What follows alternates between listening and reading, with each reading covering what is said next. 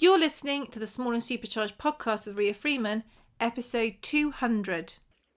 Hello and welcome to this celebratory edition of the Small and Supercharged Podcast. It is to celebrate the 200th episode, although there's been a few more than 200 because I didn't include the Podmases in the numbers. So it's the 200th marked episode. Let's say that, but still a big cause for celebration, although really I think each one is, but I would probably just say that as my blood, sweat and tears go into it.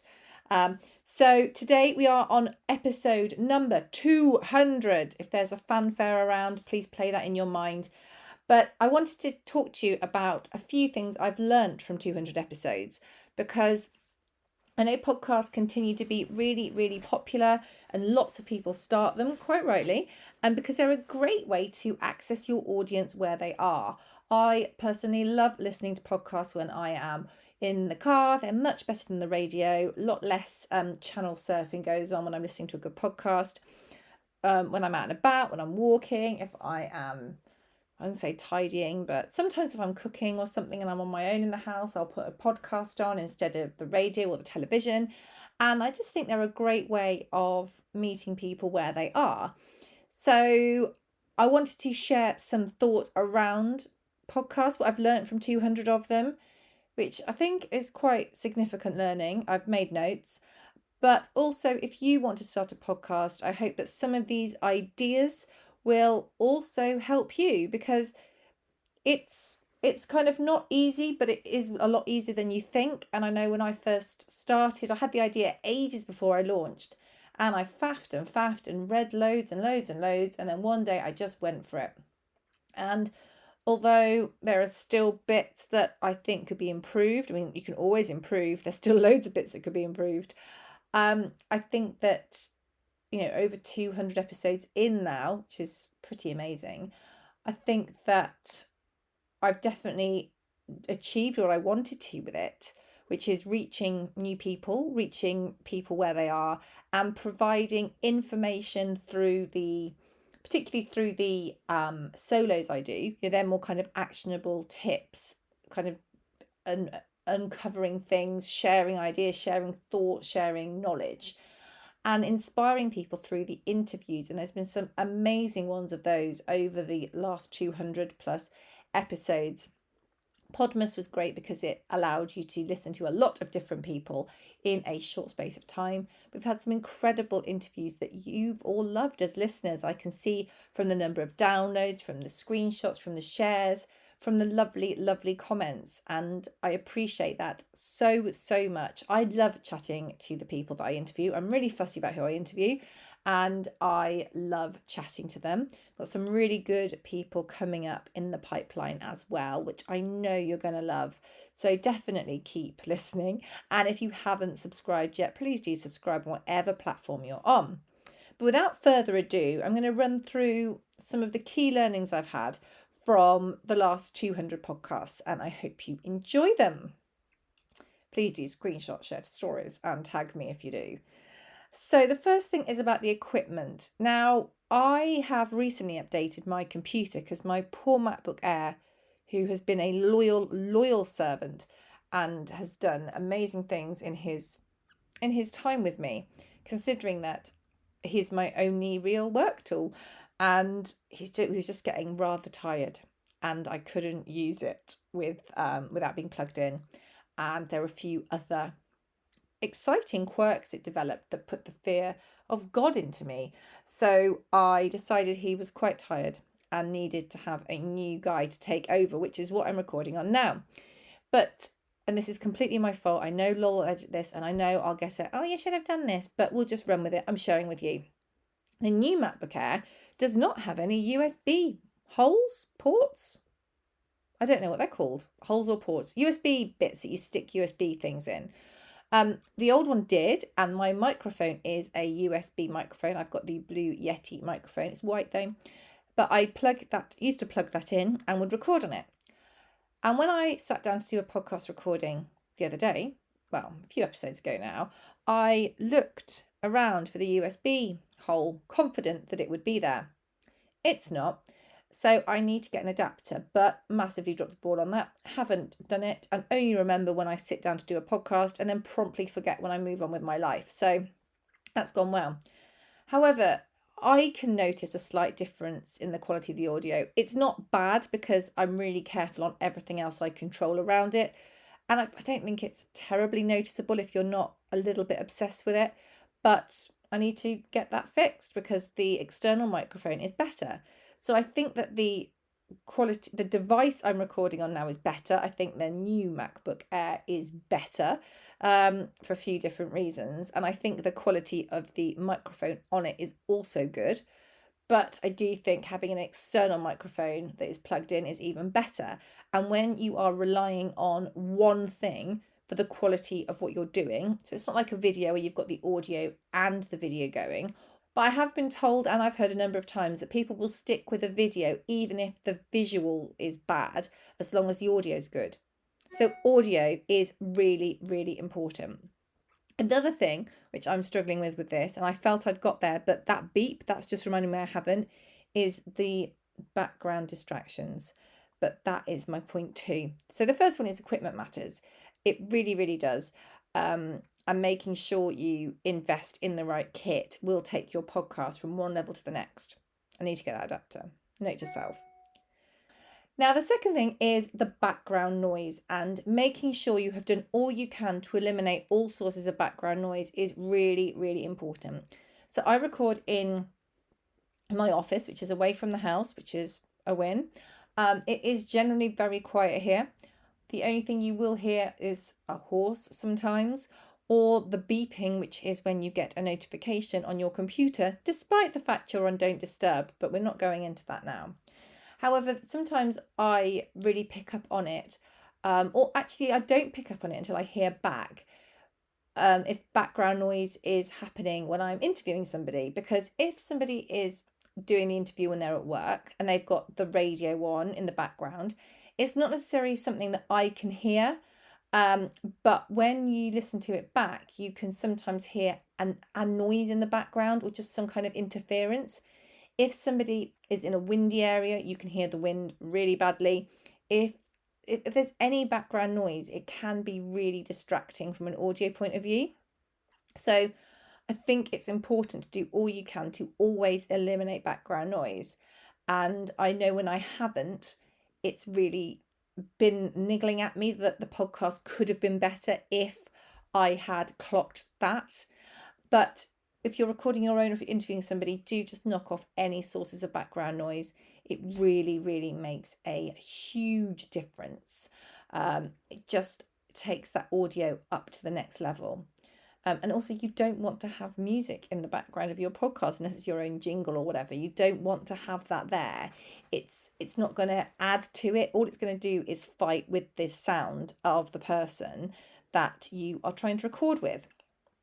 The next point is obvious, really. If you're recording with somebody, the quality of their internet, the quality of their Wi-Fi or their 4G is really, really important. Now, when you record through, I tend to record through Zoom, but there are lots of other places you can record through. Sometimes if the connection drops a bit, it can be just a bit awkward, but some of the pauses can be edited out. But if it is prolonged, it kind of goes a bit mechanical almost. It sounds a bit robotic when people are talking. So do all you can to ensure that your Wi-Fi and the person you're recording with have got the best connection they can get. Even if you do that, you may still have a bit of a problem because that's just life now.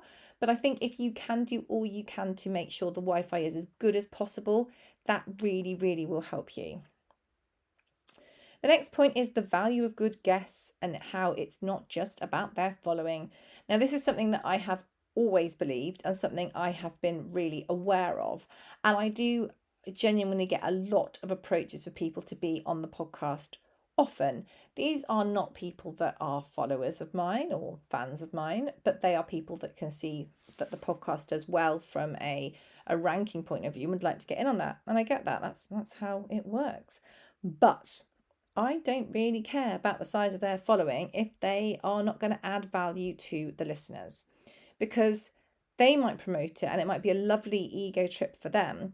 But I have worked really, really hard on this podcast, and I've worked really hard to make sure I am providing good information, interesting information, inspiration, education, all the things.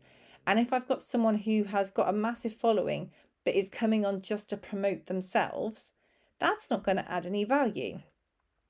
I've also found that even people who have got a small following, if they promote it well, and I've been really lucky that a lot of times people on the podcast do promote it really well, those podcasts are likely to do well because not only are your fans and followers getting to hear about it, but theirs are too. And if their fans and followers are half as committed to them as the other way round, it's going to do really, really well. And I've had some really decent success with podcasts with people with a small following but with a really good story to tell, and who have pitched well and effectively, and I can completely see the value in it. I did do a podcast on how to pitch to be on a podcast. So, if you are thinking now is the time I'm going to be brave, go and have a listen to that and do pitch to me. Tell me what you're thinking. I don't always say yes, but if I think it's got that value, I absolutely will consider it. So please do that. But I think, the good guest thing has just been reinforced over the last however many podcasts since I did a podcast about podcasts, because I've seen the effect of it. And I rarely say yes to cold pitches because they just stand out like a sore thumb. The second thing is that I don't know what number thing, is that people get really nervous. And although when you do anything over and over again, like as I said, I'm on episode 200 plus, I don't get nervous about recording a podcast. I get slightly concerned that the Wi-Fi might drop out or be a bit challenging, but the podcastness I don't get nervous by because it can be edited. It's not even like a live. And also I enjoy it. I enjoy the chatting. So I know that I don't get nervous, apart from if it's a guest that I really don't want to mess up on, or I've got a really tight time thing, that can sometimes stress me out a bit. But I know when I say to people, people that I know and I think would be great, do you want to come on the podcast? Often people will be really nervous, but I know it'll be okay. So I think even if you can't directly relate to that, you can go back and remember what that feeling was like. But also by saying to them, sharing with them the knowledge I have, like that it can be edited, that it doesn't matter if we have to do something 2, 3, 4, 5 times. There was a funny thing I thought was funny. A few, not this Podmas, last Podmas, where I was doing a Podmas with Jane Pike, who is from the fabulous brand Confident Rider. Go and check her out. And because she's from New Zealand, we were chatting away about Christmas dinner. And I said something like, what's your favourite Christmas food? And she said avocado. And for some reason, that just cracked me up. And I could not stop giggling for a long time. It was awful. Really embarrassing. Couldn't stop giggling. But I knew it could just be cut out. So sharing that knowledge with people is really important. Just because I've done it a lot and I know they listen to the podcast a lot, they don't necessarily know what goes on behind the scenes. So sharing that with them is really, really important. The next point is making it easy for editing. I know I'm a devil for it, but I realise how much better it sounds when I give the editor, hey lol, the chance of doing a good job. By which I mean, if I mess up, making sure I pause for long enough so he can trim it and trim the next bit and then put it in so it doesn't sound weird. I know if I don't leave enough gap, it's a devil of a job. And I also know this because when I'm doing, if I have to edit something, not for the podcast, but just an audio, a video or something that I've taken off Facebook, I've done a live, I want to put it somewhere else. If I want to cut a bit out and I just run one word into another, it's so difficult to cut it out.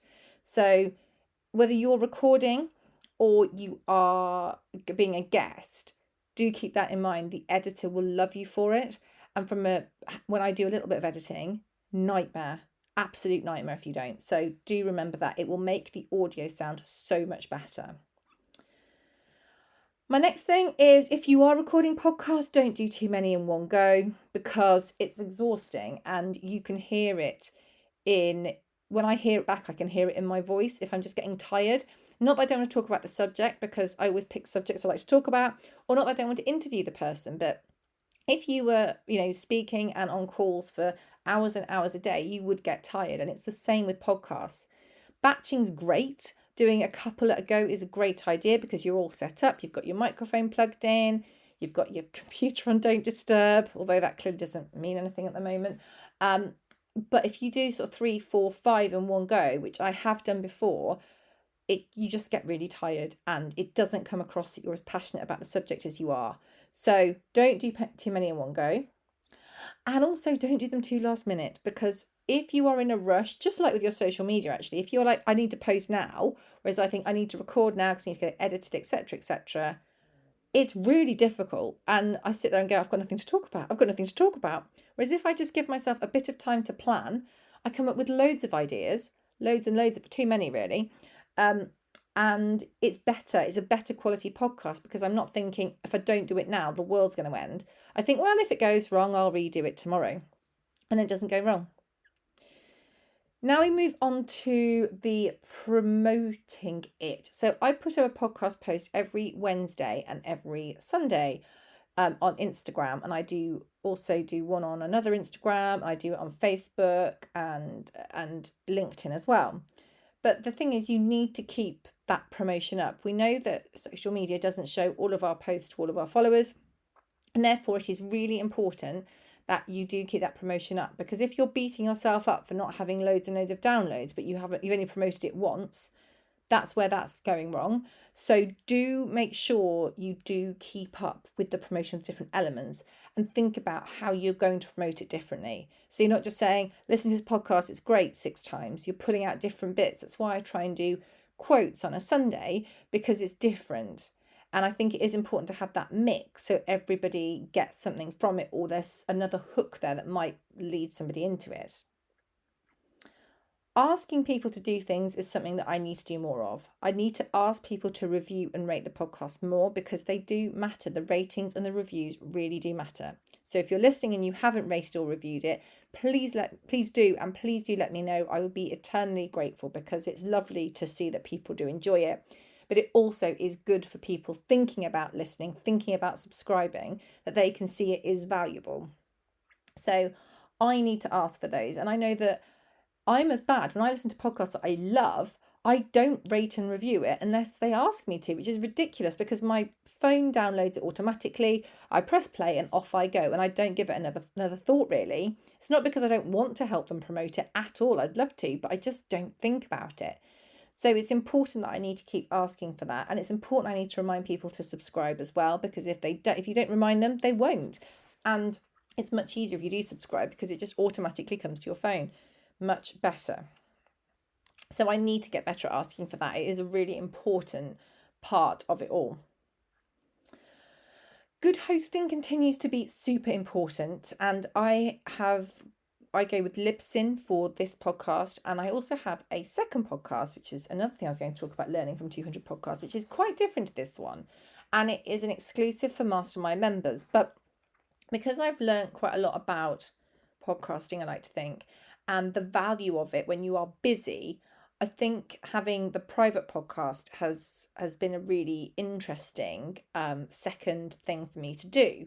I'm just going to tell you a little bit about that. And it's definitely something that I've learned from 200 podcasts, because people have been so kind about the podcast and the value that they've added, that it's important. So for the Small and Supercharged Mastermind members, I've managed to get a private podcast. So you can only listen to it if you are sent a specific link.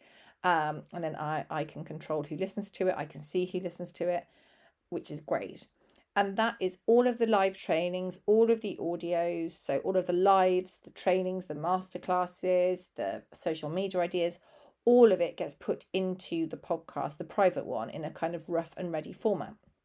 And the whole point is, it is literally the audio's been lifted and it goes in there.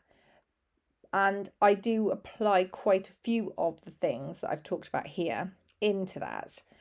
Of course, it's slightly different because it works in a different way, but it's good. And, I knew the questions to ask when I was looking for a host for it, and the kind of activation of it and how it would be downloaded and the things that really matter. So I think without having the first podcast, I would not have been half as confident when it comes to the second one, but it's doing really well. So if you're a masterminder and you haven't got it yet, send me an email because I need to add you by email. And equally, if you are thinking of joining mastermind and you're thinking, I just don't know where I'm going to get time to listen or to recap, maybe this is the push. Maybe this is the thing that says, yes, she's got it. But it is good and it's doing really well.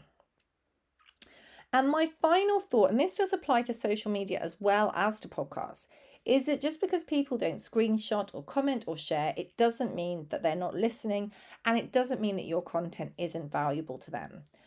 I've had quite recently actually people who have commented and said, oh, I really love the podcast. Oh, it's inspired me to do this. Or have people DM me actually and say things or mention me in comments about how much they love it. And I haven't known they've even listened.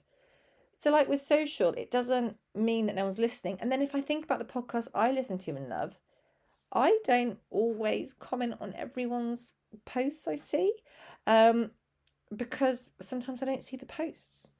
But it doesn't mean I'm not listening and I'm not enjoying it, I'm not taking it in. They're not kind of cementing themselves in my brain either as a point of authority or someone I'm really interested in or someone that I've started following.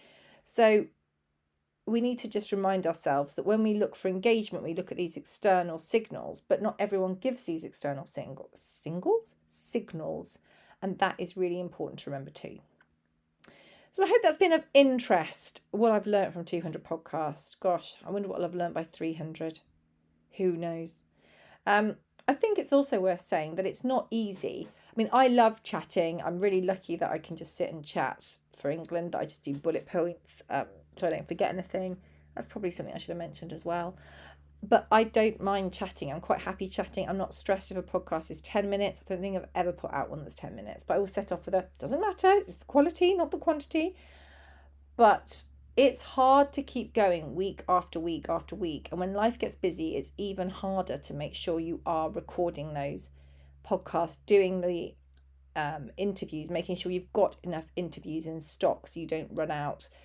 Making sure you've got enough solos. So if you're busy with work or life, you can get those scheduled up, get those edited up and not have to do it last minute. So anyone that is doing a podcast, I absolutely salute you. Thank you for doing it. And I appreciate it's not easy. I appreciate the time that goes into it with the planning and the editing and the cost that goes into it as well, because it's not free. If you have an editing platform, if you have an editing person, I pay, and because I want it to be done well. If you have an editing platform, you're still using your time on it. So again, there is a cost there when it comes to your time. And if you are paying for a hosting platform, again, I do pay for my hosting platform, that costs money too. So it's hard and it costs money, but I would not change it for the world. I really love the podcast. I think it's a great platform. It's allowed me to speak to people that I wouldn't normally speak to. It's allowed me to learn things. It's allowed me to ask questions. It's allowed me to be really inspired by the people I get the luxury of interviewing. And it's given me lots of really cool things, benefits too. So thank you so much for listening today. I always appreciate you tuning in. I really, really do. If you would screenshot, share to stories, I'd love that, obviously. And if you do want to rate, review, subscribe, I would be eternally grateful. Thanks so much for listening today. I really appreciate it. And we will catch up really, really soon. Next week, in fact. Take care.